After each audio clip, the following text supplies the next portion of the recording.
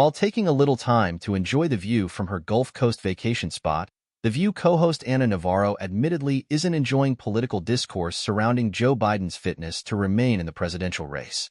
The Republican panelist posted an impassioned video Tuesday via Instagram, showing her taking a break from her beachside trip to address the ongoing Democratic infighting over Biden and his ability to continue running for president following his poorly received performance during the June 27th debate against Donald Trump. Navarro began the sun-kissed clip by telling her followers she was pissed off watching a CNN report on Democratic voices calling for Biden's removal from the race. A recent New York Times report alleges a Biden ally said that the president indicated he was weighing his options for going forward.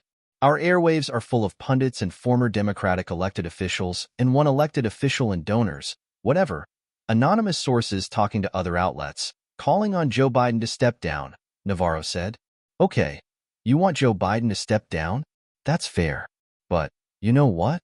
The guy has served our country his entire lifetime, since he was 28 years old, so I think he's earned the right to a little respect. You want him to step down? Why don't you call the FING White House? Why don't you call the campaign? Why don't you call the DNC? Call the head donor guy. The 52-year-old turned her focus to criticize those who seek out TV appearances to be relevant for 5 minutes for voicing their opinions on Biden. Navarro likened the drama to a telenovela in public, while also slamming Republicans for laughing as Democrats eat their own and go through a circular firing squad that's harming the party's overall health.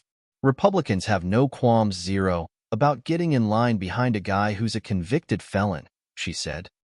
Joe Biden, we're all talking about whether he's got the mental acuity, and nobody's talking about whether the other guy is morally fit to serve. Because it's not an if, the answer is no. Democrats, instead of giving this president a little respect, they go straight to the media to be divas and get a little star time. I'm disgusted.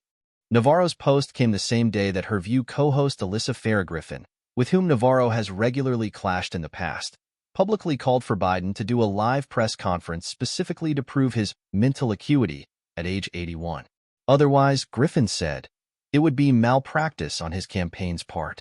The day after the debate, Navarro and Griffin's reactions also differed on The View, with Griffin and Sarah Haynes calling for Biden to step down, while Navarro praised Biden's accomplishments.